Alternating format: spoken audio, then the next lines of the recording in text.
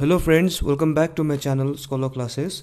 So today we'll start a new chapter from history, lesson 3, that is nationalism in India. Okay, so this chapter is also important, rather very important for your upcoming board exams. और इसमें से ही लगभग 6 से लेकर 9 marks के questions पूछे जाते हैं आपके सीबीएसई बोर्ड एग्जाम्स में, और स्पेशली जो मैथ्स पोर्शन है ये चैप्टर से ये आपके लिए बहुत इंपॉर्टेंट होगा. ओके, तो let's get started with this chapter. तो today we will cover introduction part. Okay, as I have told you earlier कि ये जो यूट्यूब जो सेशन होगा मेरा ये लेसन्स का, इसमें मैं बुक्स में जैसा है वैसा ही मैं आपको लेक्चर डिलीवर करने का ट्राई करूँगा, plus with more informative knowledge. Okay, with more informative knowledge, जिसके कारण से आपको और भी ये जो बुक जो कहना चाहता है आपको वो क्रिस्टल क्लियर आइडिया में आपको समझ में आ जाएगा. तो आज के ये लेसन में हम लोग पढ़ेंगे इंट्रोडक्शन पार्ट. ओके, उसके बाद सब टॉपिक फर्स्ट वर्ल्ड वॉर, खिलाफत movement and non cooperation movement.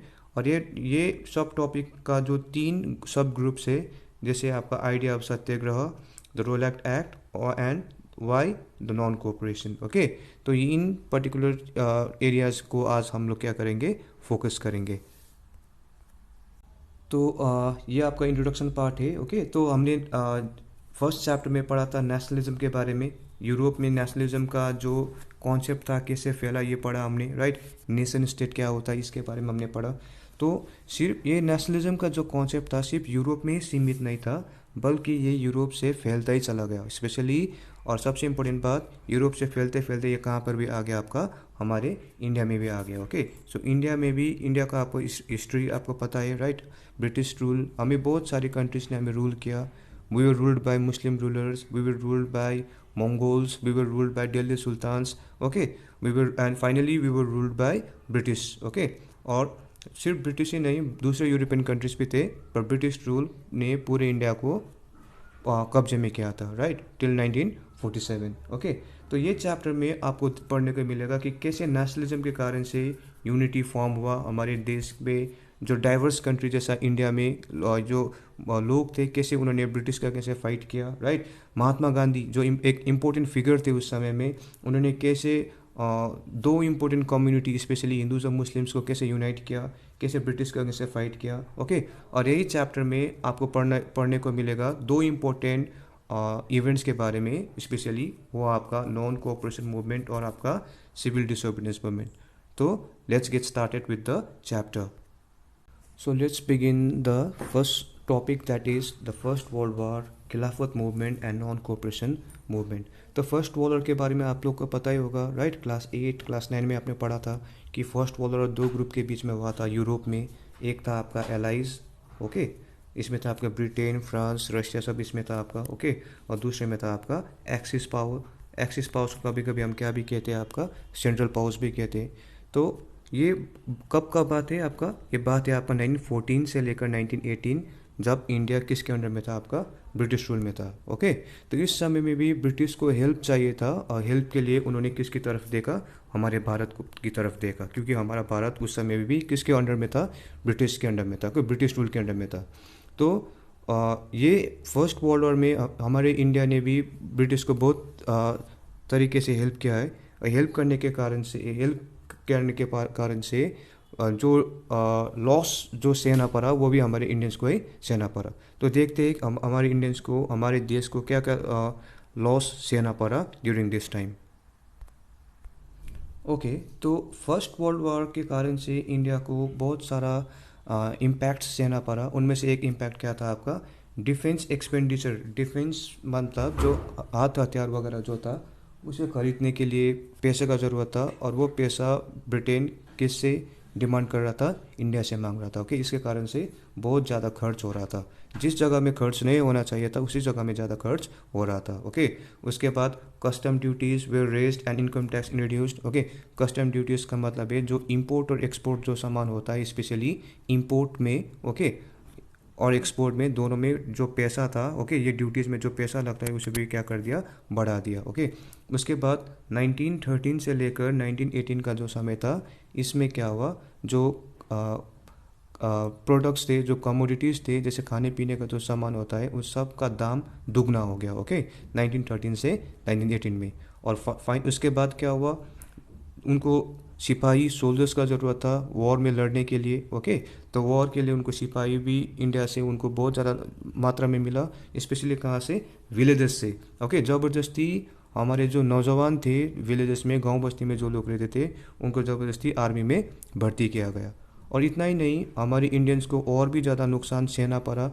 1918 से 1919 और 1920 से लेकर 1921 को जो समय था, इसमें हमारे जो फसल था इसका भी जो ग्रोथ था अच्छी तरीके से नहीं हुआ। ओके, हार्वेस्टिंग अच्छी तरीके से नहीं हुआ। और आप सबको पता है इंडिया एक कैसा देश है, आपका एग्रीकल्चरल कंट्री है, तो खेती में भी बहुत ज़्यादा नुकसान देखने को मिला। और सबसे इम्पोर्टेंट क्या था उस समय में, इन्फ्लुएंजा, एक ऐसा महामारी जिसके कारण से लगभग 12 से 13 मिलियन लोग इंडिया में मर गए, एक भूखमरी के कारण से और ये एपिडेमिक के कारण से। ओके, इन्फ्लुएंजा डिजीज़ जो आपका स्पेन से ओरिजिनेट हुआ था। अभी जैसा कोरोना वायरस है, उसी तरीके का डिजीज़ आज से लगभग 100 साल पहले इंट्रोड्यूस हुआ था। ओके, इन्फ्लुएंजा एपिडेमिक, जिसके कारण से इंडिया में लगभग 12 से 13 मिलियन लोग मर गए थे। 12 से 13 मिलियन का मतलब लगभग एक करोड़ से भी ज़्यादा लोग इसमें मर गए थे। तो ये सब के बीच हमारे आम जनता का ये सोच था कि फर्स्ट वर्ल्ड वॉर ख़त्म होने के बाद सब प्रॉब्लम्स क्या होगा, सॉल्व हो जाएगा। पर ऐसा नहीं हुआ। ओके, हमको जो ब्रिटिश ने जो प्रॉमिस किया था कि फर्स्ट वर्ल्ड वॉर के बाद में हम लोग को स्वराज मिलेगा, ओके, इंडिपेंडेंस मिलेगा, ओके, हम लोग ब्रिटिश रूल में नहीं रहेंगे, हमारा कुछ ऐसा डिमांड था, उन्होंने वो हमारा डिमांड भी पूरा नहीं किया।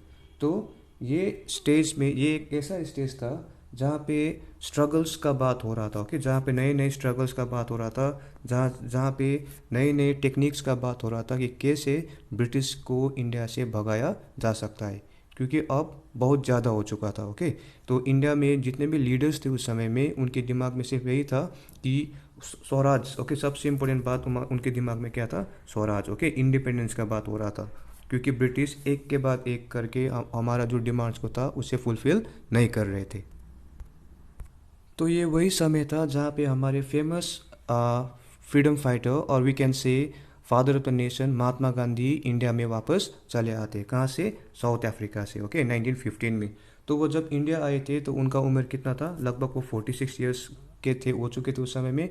उन्होंने फर्स्ट उन्होंने वकालत पढ़ा था लंदन से। ओके, तो उन्होंने जो अपना फर्स्ट केस था सत्याग्रह का, वो उन्होंने कहाँ पे किया था, ओके, उन्होंने कहाँ इंट्रोड्यूस किया था, अफ्रीका पे इंट्रोड्यूस किया था।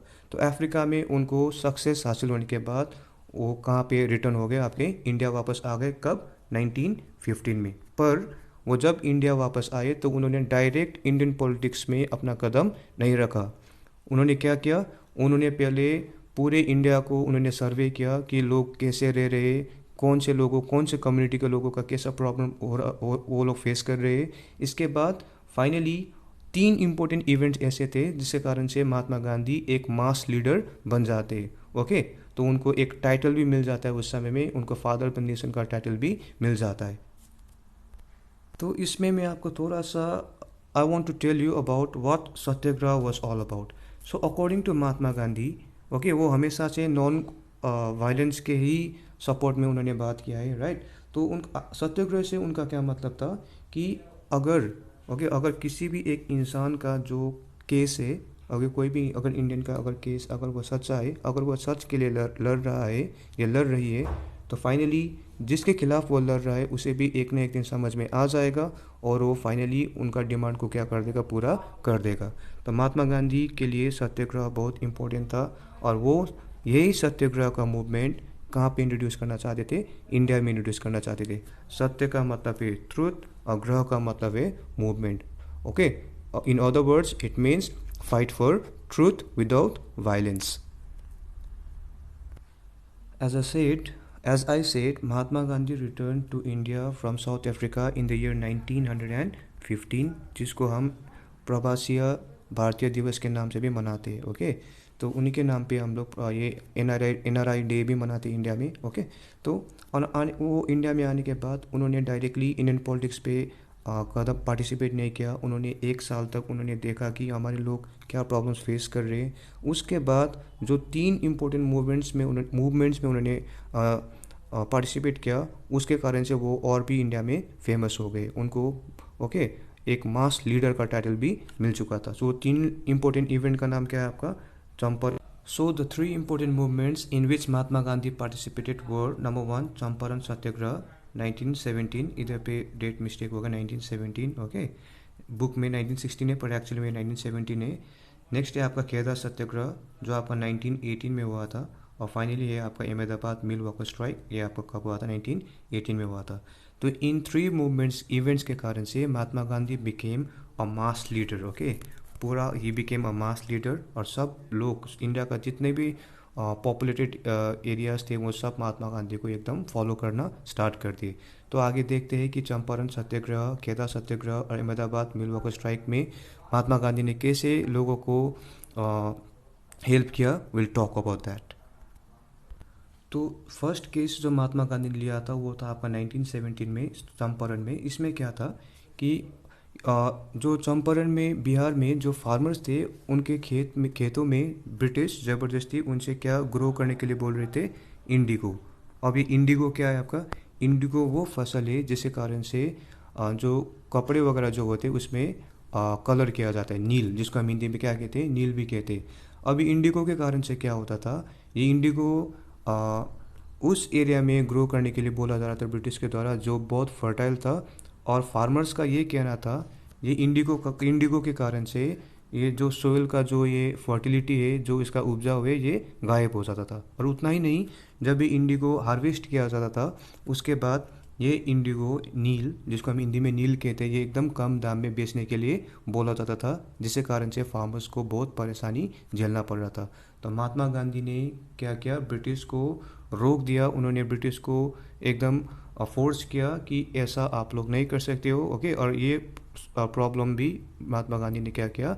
सॉल्व कर दिया। नहीं तो महात्मा गांधी ने उनको थ्रेटन किया था कि we will start a mass revolt against this event. So Champaran में महात्मा गांधी ने जो किया था उसी इवेंट का नाम है आपका चंपारण सत्याग्रह।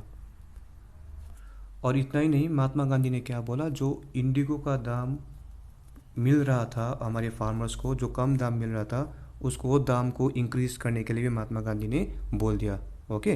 तो दैट इज चंपारण सत्याग्रह। अब बात करते हैं खेदा सत्याग्रह के बारे में, जो कब हुआ था आपका 1918 में। और ये मैप में भी पूछा जाता है कि खेदा कहाँ पे है, तो खेदा आपका कहाँ पे है? गुजरात में ओके। तो महात्मा गांधी, वल्लभ भाई पटेल और बहुत सारे उनके कलीग्स मिलकर उन्होंने उधर पे एक रिवोल्ट किया। उन्होंने एक ओके उधर पे उन्होंने विद्रोह किया। उस विद्रोह का नाम है आपका टैक्स रिवोल्ट। क्योंकि क्या हो रहा था इस जगह में कि जो फार्मर्स वगैरह जो थे उन लोग को जो टैक्स वसूल किया जाता था ब्रिटिश के द्वारा वो एकदम हाई था। अब फार्मर्स भी टैक्स उसी टाइम पे कर सकते थे जब उनका फसल अच्छी तरीके से ग्रो होता था। अगर फसल अच्छी तरीके से ग्रो ही नहीं होगा ओके, उपजाऊ ही नहीं होगा, तो वो लोग टैक्स कैसे भरेंगे? और वही टाइम था जहाँ पे उस समय में फैमिन वगैरह हो रहा था। तो हाउ विल फार्मर्स पे देयर डेब्ट? That was the biggest question. तो इसी के लिए महात्मा गांधी ने वल्लभ भाई पटेल के साथ मिलकर खेदा सत्याग्रह लॉन्च किया और ब्रिटिश को एकदम चुप कर दिया ओके। और जो तीसरा इवेंट था 1918 में वो था आपका Ahmedabad mill worker strike okay. तो ये भी वही था, जो फैक्ट्री में जो लोग काम कर रहे थे वो लोग काम बहुत ज़्यादा टाइम के लिए करते थे, 8 से लेकर 9 घंटे के लिए काम करते थे। पर उसके बदले में जो उनको वेजेस ओके, जो उनको डेली वेज जो मिलता था वो एकदम क्या था? कम था। तो महात्मा गांधी ने इस बार भी अपने सत्याग्रह के हेल्प से उन्होंने क्या किया? मिल वर्कर्स को अपना राइट्स के लिए उन्होंने उनको राइट्स दिलाया। और ये वही टाइम था जब महात्मा गांधी ने पहली बार हंगर स्ट्राइक ओके, आमरण अनशन भी किया था। तो इन 3 इवेंट के कारण से महात्मा गांधी को एक टाइटल मिल जाता है। उस टाइटल का नाम क्या है? उनको मास लीडर का टाइटल मिल जाता है और लोग उनको और भी भरोसा करना स्टार्ट कर देते okay. That is how he became a mass leader. तो अब बात करते हैं दूसरा इंपॉर्टेंट इवेंट जो हुआ था 1919 में। उसका नाम था आपका द रोलैंड एक्ट ऑफ 1919। ये बहुत ही डेंजरस ओके, एक ब्लैक एक्ट भी कह सकते हैं ओके। इसके कारण से क्या क्या हुआ वो पढ़ते हैं okay. So the Rowlatt Act was passed by the British government or Imperial Legislative Council in India in March 1919 to extend emergency measures. Okay, तो फर्स्ट वर्ल्ड वॉर के दौरान में जो इमरजेंसी लागू किया गया था इंडिया में, उसको और आगे तक एक्सटेंड करने के लिए एक कानून पास किया गया। उस कानून का नाम क्या था आपका? The Rowlatt act 1919। ओके, और सबसे इम्पोर्टेंट बात, यह एक्ट क्यों पास किया गया? ताकि लोगों में लोग गवर्नमेंट के खिलाफ ना लड़े। ओके, और जितने भी लोग गवर्नमेंट के खिलाफ जो भी षड्यंत्र रचेंगे उसको क्या करना है? ख़त्म करना है। और इससे कारण से क्या हुआ कि जितने भी जो पॉलिटिकल मेंबर्स थे, जितने भी जो पॉलिटिकल एक्टिविटीज़ है, उसको ख़त्म करने का बात हुआ। और इतना ही नहीं, जो भी लोग, ओके, जो भी पॉलिटिकल प्रिजनर्स, जिनको भी जेल का सज़ा होगा, उनको 2 साल के लिए, ओके, 2 साल के लिए वो लोग अपने आप को बचाने के लिए किसी भी लॉयर को हायर नहीं कर सकते थे। ओके, तो इससे कारण से बहुत सारे इंपॉर्टेंट लीडर्स को क्या हुआ? अरेस्ट हुआ था। जैसा कि आप इधर पे देख सकते हैं कि ये जो रोलैट एक्ट जो इंट्रोड्यूस किया था, वो किसने इंट्रोड्यूस किया था? Sir Sydney Rowlatt. Okay, political activities को बंद करवाना, ओके, पॉलिटिकल प्रिजनर्स जो जेल में है उनको जेल से रिहा करने के लिए उनको वो खुद के लिए लॉयर्स वगैरह हायर नहीं कर सकते थे। सबसे इम्पोर्टेंट बात, ये एक्ट इसलिए भी इंट्रोड्यूस किया गया था ताकि जो नेशनल यूनिटी बन रहा था उस समय में महात्मा गांधी के अंडर में, उसे ख़त्म करने के लिए भी इसे इंट्रोड्यूस किया गया था। पर ये डेंजरस था कि इसको ब्लैक एक्ट का नाम भी मिला। ओके, ये एक्ट के कारण से 2 इम्पोर्टेंट लीडर्स डॉक्टर सत्यपाल और डॉक्टर सईदुद्दीन किसलू को अरेस्ट किया गया था।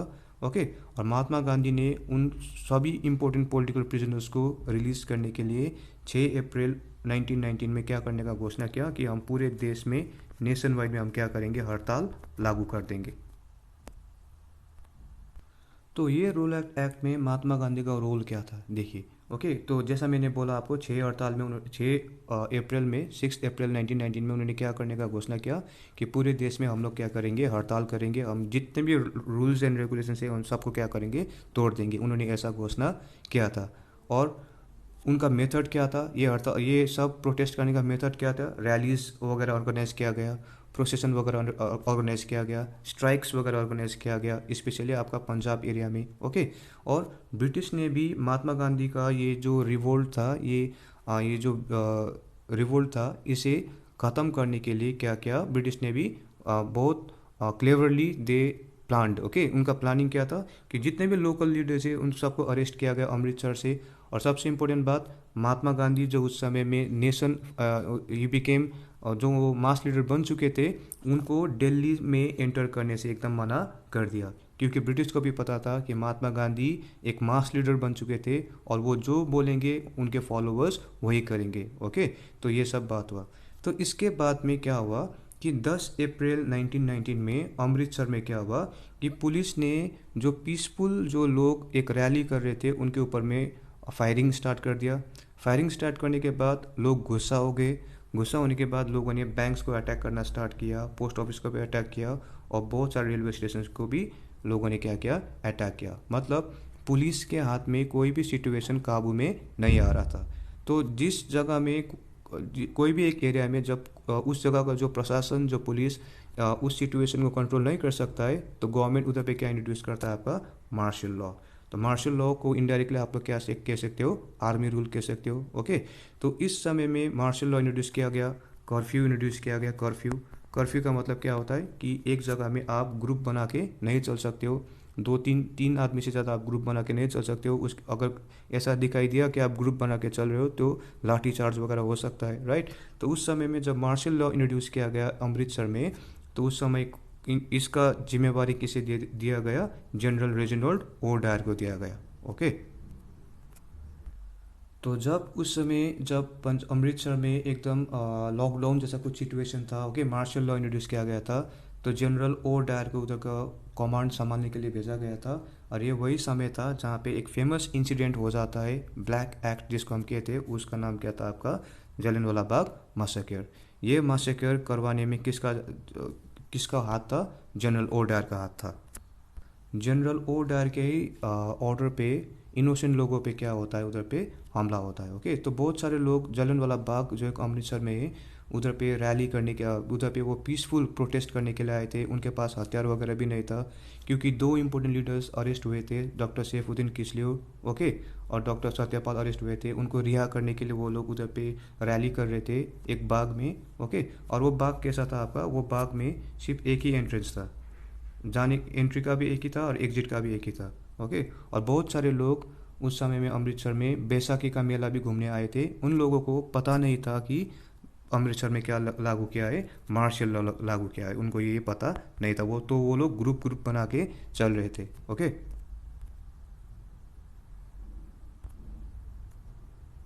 जैसा मैंने आपको बताया कि ये जो आप देख सकते हो, ये जलियांवाला बाग के अंदर पे, राइट, एक ही एग्जिट था और एक ही एंट्री करने का जगह था। तो जनरल ओ डायर के ऑर्डर पे लोग, इन पुलिस वालों ने क्या किया, इन मासूम लोगों पे क्या कर दिया, फायरिंग स्टार्ट कर दिया और बहुत सारे लोग इससे मर गए, ओके। और इसी फेमस इंसिडेंट को हम क्या कहते हैं, जलियांवाला बाग मैसेकर या तो जलियांवाला बाग इंसिडेंट भी कहते हैं, जो कहाँ पे हुआ था, आपका अमृतसर में हुआ था, ओके।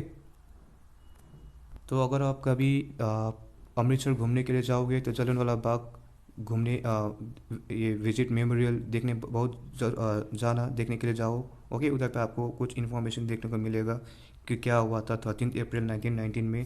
इधर पे आप देख सकते हो बुलेट मार्क्स, ओके। इधर पे आप देख सकते हो कि बुलेट मार्क्स वगैरह देख सकते हो अभी भी, ओके। तो इसको अभी तक प्रिजर्व किया गया है। जब ये जलियांवाला बाग मैसेकर का न्यूज़ पूरे इंडिया में फैल गया तो पूरे इंडिया में इसके खिलाफ, ब्रिटिश के खिलाफ लड़ाई स्टार्ट हो गया, ओके। तो पुलिस के खिलाफ, ओके, लोगों ने अटैक करना स्टार्ट कर दिया। पर ब्रिटिश गवर्नमेंट के पास मिलिट्री ज़्यादा होने के कारण से आसानी से इस मूवमेंट को भी उन्होंने ख़त्म कर दिया। बहुत ही हम लोग को, हमारे इंडियंस को उन्होंने टॉर्चर किया, डोमिनेट किया। और जब महात्मा गांधी को ये पता चला कि हिंसा हो रहा है, ओके, वायलेंस हो रहा है, तो महात्मा गांधी ने जो उनका जो सत्याग्रह था, रोलर सत्याग्रह, उसको भी वो क्या करने के लिए बोल देते, ख़त्म करने के लिए बोल दिए, क्योंकि नॉन वायलेंस से उनका मूवमेंट अब क्या हो रहा था, वायलेंट की तरफ जा रहा था। तो फाइनली रोलैट सत्याग्रह भी ख़त्म हो जाता है। पर ब्रिटिश गवर्नमेंट के पास जब ये सूचना पहुंचता है कि जनरल ओ डायर के अंडर में कुछ ऐसा हत्याकांड होता है जलियांवाला बाग में, तो ब्रिटिश कमीशन भी एक इंक्वायरी बैठाते है, ओके। तो उस इंक्वायरी में ये ढूंढने के लिए बोला जाता है कि सच में जनरल ओ डायर रिस्पॉन्सिबल थे कि नहीं। पर बाद में सर्वे करने के बाद जनरल ओ डायर को क्या किया जाता है, रिलीज़ किया जाता है, बिकॉज उनका ये कहना था कि मुझे सिर्फ लोगों को डराना था कि हम क्या कर सकते, ओके। तो जनरल ओ डायर का ये कहना था कि हम लोगों में सिर्फ दहशत बढ़ना चाहते थे, हम लोगों में सिर्फ ब्रिटिश गवर्नमेंट के अगेंस्ट में जो वो लोग कर रहे थे उसे वो ख़त्म करना चाहते थे, ओके। तो इस ये कहने के बाद उनको ब्रिटिश गवर्नमेंट उनको छोड़ भी देते। तो रोलैट सत्याग्रह के ख़त्म होने के बाद महात्मा गांधी एक सोच में डूब जाते हैं कि कैसे मैं इंडिया को यूनाइट करूं, स्पेशली दो इम्पोर्टेंट कम्युनिटीज़, हिंदूज़ और मुस्लिम्स को मैं कैसे यूनाइट करूं, यही सोच उनके दिमाग में था, ओके। और ये इसी के लिए उनको एक ऐसा मूवमेंट स्टार्ट करना था जो पूरे इंडिया को क्या कर सके, पूरे इंडिया में जो हिंदूज़ और मुस्लिम्स थे उसको कैसे कवर कर सके, यही उनके दिमाग में था। तो ये जो उनका जो प्रॉब्लम था, इसका सलूशन फाइनली निकलता है आपके फर्स्ट वर्ल्ड वॉर के बाद में। कैसे? तो फर्स्ट वर्ल्ड वॉर के ख़त्म होने के बाद हम सबको पता है कि एलाइज और एक्सिस के बीच में हुआ था। ओटोमन एम्पायर आपके एक्सिस में था। तो ओटोमन एम्पायर बहुत ही शक्तिशाली होने के बावजूद भी हार जाता है फर्स्ट वर्ल्ड वॉर में। और ओटोमन एम्पायर आपका एक मुस्लिम एम्पायर होने के कारण से बहुत सारे छोटे मोटे कंट्रीज़ को हमने पढ़ा था फर्स्ट चैप्टर में भी, राइट, कि कैसे ओटोमन एम्पायर ने छोटे मोटे कंट्रीज़ को अपने कब्जे में किया था। तो एलाइज कंट्रीज़ क्या कर रहे थे, ओटोमन एम्पायर के बहुत सारे पार्ट्स कर रहे थे। और उनका जो ये लीडर था, ओके, इनका नाम है खलीफा, ओके, धार्मिक गुरु को खलीफा नाम से बोला जाता था। और खलीफा का लाइफ डेंजर में होने के कारण से उनको एक ट्रीटी भी साइन करने के लिए बोला जा रहा था, जो ओटोमन एम्पायर के लिए बहुत शर्मनाक में था। तो इसी के कारण से क्या होता है, ओटोमन एम्पायर को जो भी हो रहा था ओटोमन एम्पायर में, ब्रिटिश जो कर रहा था, ओके, ब्रिटिश तो कॉमन एनिमी था, इंडिया के लिए भी कॉमन एनिमी था, और बाकी देश जो ब्रिटिश के अंडर में रह रहे थे उनके लिए भी कॉमन एनिमी होने के कारण से इंडिया में भी ये न्यूज़ आ जाता है। तो इंडिया में ये न्यूज़ जब आ जाता है कि ओटोमन एम्पायर के जो धार्मिक गुरु है, ओके, इस्लामिक एम्पायर के जो लीडर थे खलीफा नाम से, उनका लाइफ डेंजर में, जब ये पता चल जाता है तो दो important brothers, okay, Mohammad Ali और शौकत अली महात्मा गांधी के पास चले जाते हैं, क्योंकि उनको ऐसा लग रहा था कि महात्मा गांधी ही उनको हेल्प कर सकते हैं, ओके। और महात्मा गांधी भी उस समय में एक यूनिटी के तलाश में थे, कैसे मैं हिंदू और मुस्लिम को मैं कैसे यूनाइट कर सकता हूँ, यही यूनिटी के तलाश में थे। तो शौकत अली और मोहम्मद अली महात्मा गांधी को, ओके, वो बोलते हैं कि प्लीज़ हमें हेल्प कीजिए, ओके। तो इसी के कारण से एक महात्मा गांधी को भी एक अपॉर्चुनिटी मिलता है हिंदूज़ और मुस्लिम्स को यूनाइट करने के लिए। फाइनली ऑल इंडिया खिलाफत कमेटी का गठन होता है बॉम्बे में 1919 में। और इसमें क्या बात होता है कि हमें, ओके, एक खिलाफत मूवमेंट स्टार्ट करना पड़ेगा, किसके अगेंस्ट में, ब्रिटिश के अगेंस्ट में, ओके। और फाइनली कांग्रेस का जो मीटिंग हुआ था, इंडियन नेशनल कांग्रेस का मीटिंग हुआ था कैलकाटा में। तो कैलकाटा सेशन में जब इंडियन नेशनल कांग्रेस का मीटिंग होता है तो क्या घोषणा होता है कि हमें ऑल इंडिया खिलाफत मूवमेंट हमें एक स्टार्ट करना पड़ेगा, और स्पेशली स्वराज के लिए भी हमें क्या करना पड़ेगा, फाइट करना पड़ेगा, ओके। तो 1920 में इंडियन नेशनल कांग्रेस का मीटिंग कहाँ पे होता है, आपका कैलकाटा में होता है। ये मैप के लिए आपका बहुत ही इंपॉर्टेंट है। अब हम स्टार्ट करते हैं तीसरे सब topic, that is why non cooperation. So as you know कि महात्मा गांधी ने 1909 में एक बुक लिखा था, उस बुक का नाम था आपका हिंद स्वराज, जिसमें उन्होंने ये बताया था कि ब्रिटिश रूल इंडिया में सक्सेसफुल इसलिए है क्योंकि बहुत सारे इंडियंस ब्रिटिश का क्या करते थे, सपोर्ट कर रहे हैं। अकॉर्डिंग टू महात्मा गांधी, जिस दिन इंडियंस ब्रिटिश का सपोर्ट या तो कोऑपरेट करना छोड़ देंगे तो वो दिन ब्रिटिश साम्राज्य, ब्रिटिश एम्पायर भी क्या हो जाएगा, इंडिया में ख़त्म हो जाएगा।